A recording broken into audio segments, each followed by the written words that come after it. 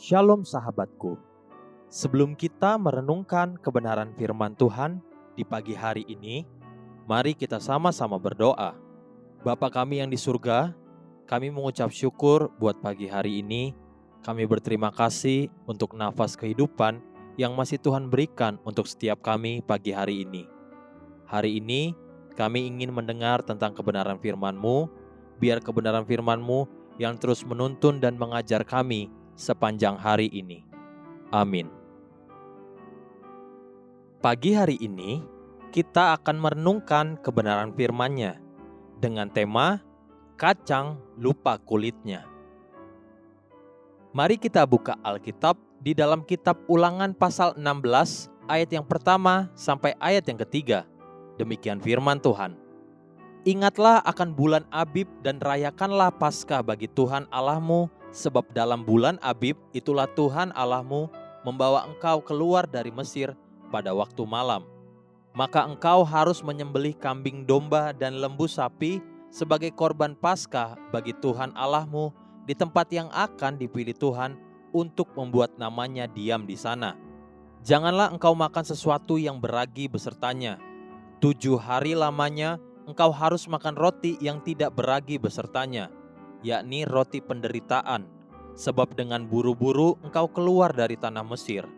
Maksudnya supaya seumur hidupmu engkau teringat akan hari engkau keluar dari tanah Mesir.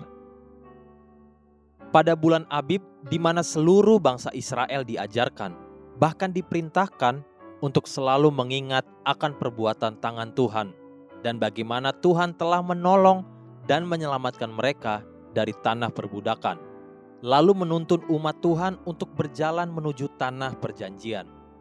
Dengan berlangsungnya waktu, dengan berubahnya keadaan status sosial dan ekonomi seseorang, manusia bisa lupa akan asal-usulnya.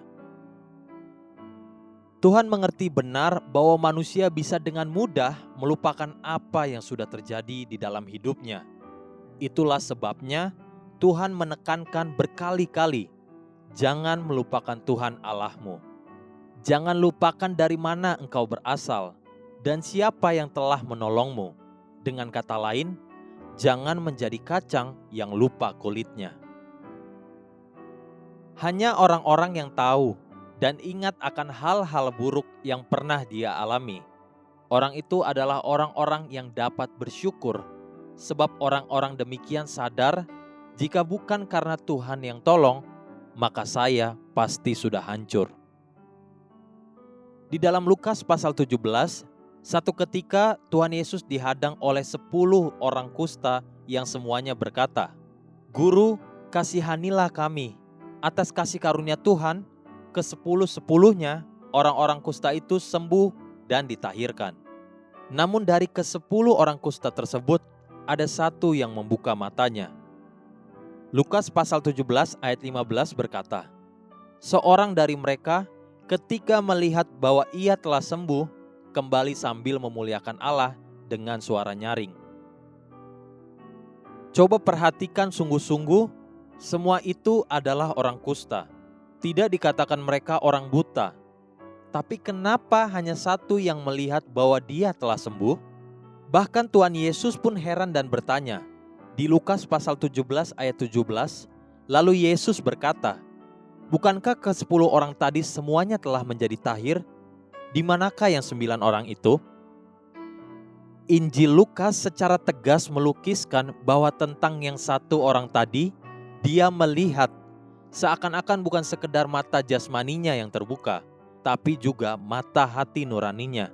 Sehingga ketika mata hatinya terbuka, dia ingat, dahulu saya sakit kusta, dahulu saya dibuang dan dikucilkan, dahulu saya seperti sampah, tapi setelah saya bertemu Tuhan, saya sekarang sembuh dan ditahirkan. Itulah sebabnya dia kembali, sebab dia bukan kacang yang lupa kulitnya. Haleluya, sahabatku, mari kita sama-sama berdoa. Terima kasih Bapa Surgawi, aku mau selalu ingat akan apa yang sudah Tuhan perbuat. Amin. Jesus loves you, and so do I.